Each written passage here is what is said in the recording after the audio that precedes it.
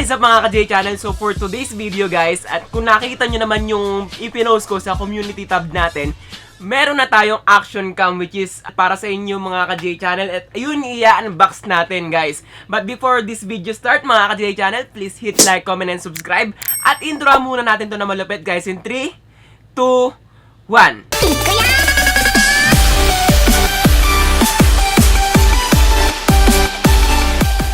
So, we are back again mga ka-J Channel. Ito na nga i-unbox natin. Ito lang pala sa tabi natin. So, ito nga mga ka-J Channel. We bought a new GoPro Hero 7 which is 24,500 siya sa mall. Yan, nakabili tayo. Dahil to sa inyo mga ka-J Channel. Dahil to sa mga taong nanonood sa akin at sumusuporta sa akin. Wala to guys. Kung wala kayo, syempre, I just want to give thanks or give credits para sa inyo mga ka-J Channel sa tumutulong sa akin sa pag hindi skip ng ads, sa pagpapanood ng mga ads na lumalabas din sa mga videos ko. Ito na yung bunga. Yan na yung bunga. Ito yung ginagamit kong camera ngayon. Yan. Actually guys, this week, I just spent 53,000 guys because itong camera natin, nagkoko siya ng 31,000 and then ito 24, which is 24 plus 31 equals 54,000 din, almost 55,000 mga ka-J Channel. So ito, i-unbox natin para sa inyo at para makita nyo guys. So we're gonna unbox this GoPro Hero 7. So let's start. So yun nga mga ka-J Channel, pag bumili kayo yan, nakabalot siya ng isa pang plastic na ganyan. Normal yan mga ka-J Channel, hindi yan binalot sa store lang. Which is balot talaga to from GoPro Factory. Yan. Normal to, itong plastic na nakikita nyo. Tatanggalin muna natin siya. There you go, mga ka-J Channel. Yan, makeup ano muna tayo. So, as you can see, meron siya ditong sealed sticker. Which is, wag kayong bibili guys kapag walang sealed na ganyan. Or, ewan ko. O, tama.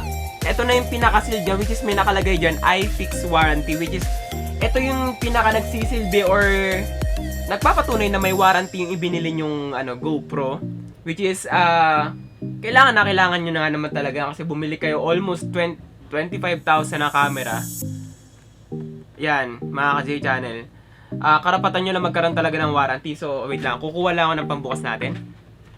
Meron na tayong pambukas mga J Channel at bubuksan natin dahan-dahan para pag dumating ulit yung panahon na taghirap tayo, pwede pa natin to maibenta ng mahal. So, yan, sa mga kabili nito,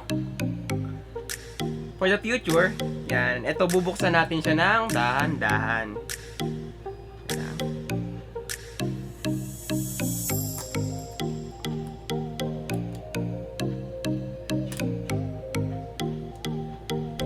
So mga ka-J Channel, tapos na nga natin siyang buksan at nasira yung sticker, which is okay lang naman. At least napakita natin dito, dahan-dahan natin binuksan. And then, wait ba? Paano ba ito binubuksan? Hindi ko pala na-open na maayos. Ba, ayaw niya pa magbukas, ayaw niya pa magpabukas mga ka-J Channel. Wait. Ano? Di ko, kala ko pag natanggal na tong sticker, hahatakin lang natin siya pataas. Mga bobo! Which is, ayaw niyang mahatak. Paano ba ito binubuksan? Wala na. So guys, after several seconds, may nakita tayo ditong open none, which is parang hindi yata to advisable talaga tanggalin yung sticker niya sa harapan. Diyos ko, sayang, nasira pa natin. Ito, open lang dito. Nakita ko eh. Ayun o. Open daw. And there you go.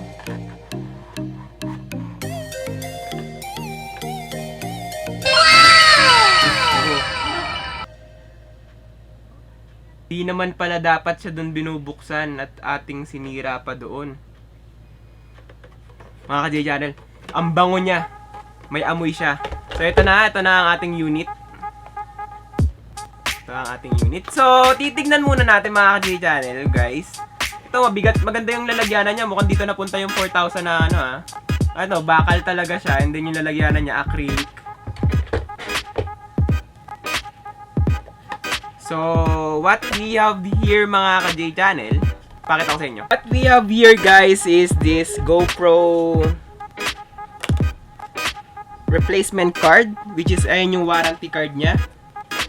And then, we have a GoPro Hero sticker. Ito, which is dalawa. And then we have a GoPro manual card. Nandito rin siya. And then we're gonna look inside what is inside of this box. There you go. Ito yung mga ano niya, pangkaraniwan niyang. Okay, so this is the GoPro battery. We have one piece GoPro battery here. And then ito yung mga attachment niya kung gusto niyo ilagay sa helmet or kung saan niyo gustong ilagay yan. And then meron siyang 3M sticker, which is ito yung pinandidikit niyo. Yan. And then yeah, ito yung medyo curve. Ayan, kung makikita niyo, ito yung medyo curve na pandikit sa helmet. Then as well. And then ito yung wow. Guys, as you can see, USB Type-C na siya na charger. Kung makikita nyo yan. May mga kumakalat na GoPro na peke sa market, which is yung charger niya is still the USB standard or the USB 3.0. Ito yung USB Type-C mga ka-J-Channel. Makikita nyo yung difference niya. Yan. Iba yung dulo niya, iba yung tip niya. Yan. Oblong siya.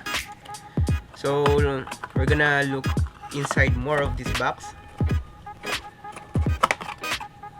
So, there you go. Yun lang ang laman niya. Tapos meron siyang ano sa loob yan. Oh, binili kayo mga ka-J-Channel. Baka sabihin nyo, itinakas ko sa tindahan yan. Ewan ko kung bakit may ganyan. Ito yung tumutunog eh, di ba? Yan. So, next. Tanggalin natin to. So guys, from here, sa loob ng box niya, ito na mismo yung makikita nyo from the outside. From dito mga ka-J-Channel. Which is yung pagkakamali natin, tinanggal pa natin tong iFix warranty sticker, which is hindi naman pala dito ina-unbox to. Ewan ko ba't dito ko tinanggal, which is dito pala. Dapat siya dito ina-unbox mga ka-J-Channel, sa baba. Sayang, di ako nanood, pero okay lang naman na tanggalin natin yun. Hindi naman siya kawalan. Kung makikita nyo yung box guys, talagang napaka-quality niya. As in, literal na may amoy siya. Mabango. Imported na imported. So, from here, meron siyang nakalagay na pin na akala mo pambomba na iniikot siya dito. Yan, niroroskas siya. Kailangan nyo siyang tanggalin dahil may nakalagay na remove. Yan, may remove na nakalagay. And then this. Gawa muna tayo ng thumbnail.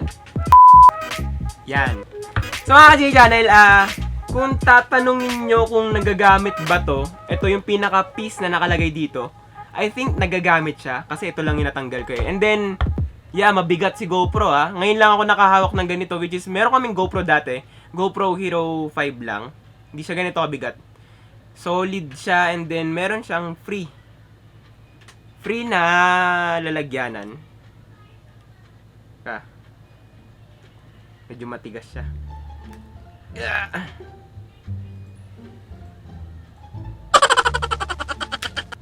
Guys, kung first time nyo yan at bubuksan nyo, medyo matigas talaga yung bukasan dito sa taas. Yan. Which is meron siyang spring. Actually, umorder na ako sa Shopee ng screen protector niya, mga ka-J-Channel. Which is dito sa harap, sa lens. Umorder ako ng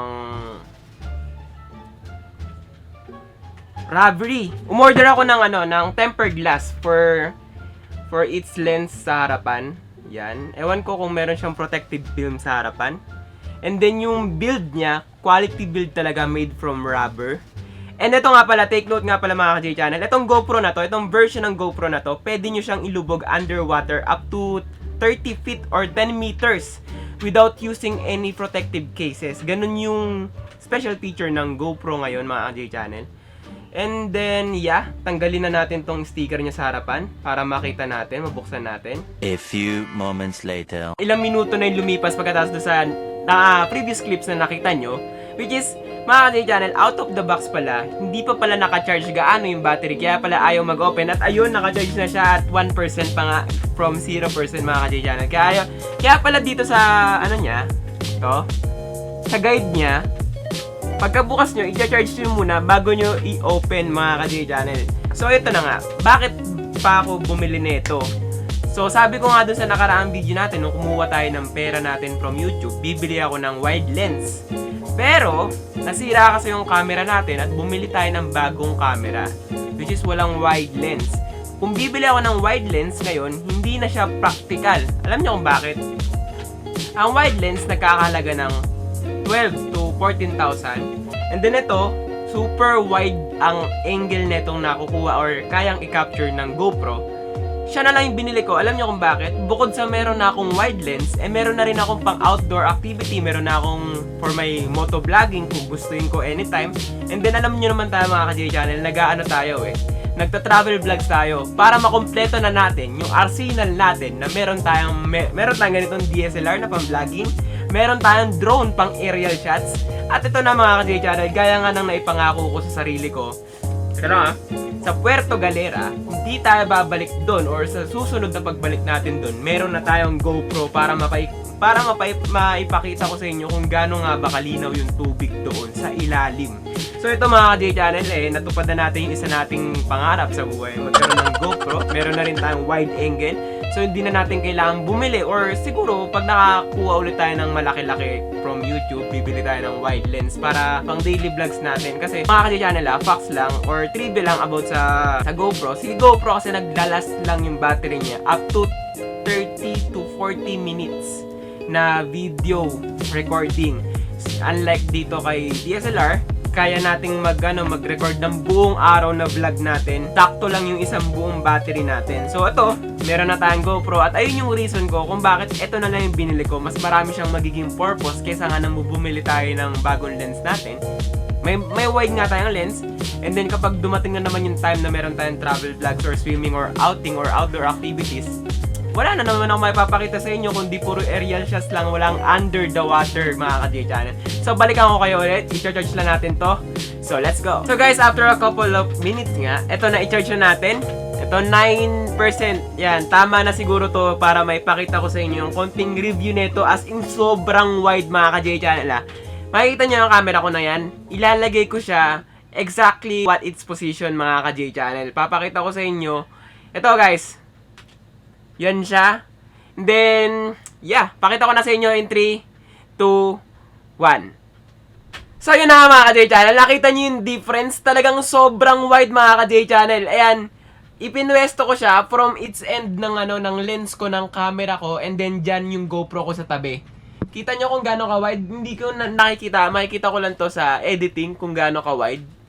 Which is, itong sa camera ko, ang nakikita ko lang, itong sa gilid. Ayan yung bear. Ewan ko dito mga ka-J Channel. Napapansin ko medyo mainitin siya. Yan, so, bibigyan ko lang ng short review and then tatapusin na natin itong video na to. Kung makita nyo, ito yung sample shot ng GoPro Hero 7 mga ka-J Channel. Napaka-wide. So yun nga mga ka-J Channel, dito ko muna tatapusin itong maikling video na to para sa unboxing natin ng GoPro Hero 7. Again, mga ka-J Channel, maraming salamat sa inyo. Yun siya, naka-charge na siya ngayon. Maraming salamat sa inyo mga ka-J Channel, at dahil kung wala kayo, wala rin ako netong mga ganitong bagay ngayon sa buhay ko. So mga ka-J Channel, asahan nyo na for my future vlogs, may papakita na ako sa inyo kapag nagta-travel vlogs tayo, kapag nagsiswimming tayo, ng mga underwater or mga outdoor activity na hindi na natin kailangan tondalin tong camera natin, hindi na siya natin kailangan isugal pa sa mga delikadong places, sa mga kung saan mababasa siya mga ka-J Channel. So yun lang mga ka-J Channel, ito sulit. From its box mga ka-J Channel, from its accessories sa loob, makikita nyo naman talaga ang ganda ng packaging at ang bango niya. Literally mga ka-J Channel, ang bango ng box niya. And yun, naka-charge na siya. And then yung quality ng pinaka-unit mga ka-J Channel ng GoPro 7, na ang solid, ang tigas talaga, rubbery texture siya mga ka-J Channel. So hanggang dito na lang mga ka-J Channel. Kung umabot kayo sa video na to, maraming salamat. At mag-subscribe naman na kayo mga ka-J Channel. Parang awa nyo na. So hanggang dito na mga ka-J Channel. Maraming salamat sa maikli nyong oras sa panonood sa akin. This is John Jericho Jacob, your daily vlogger, signing out.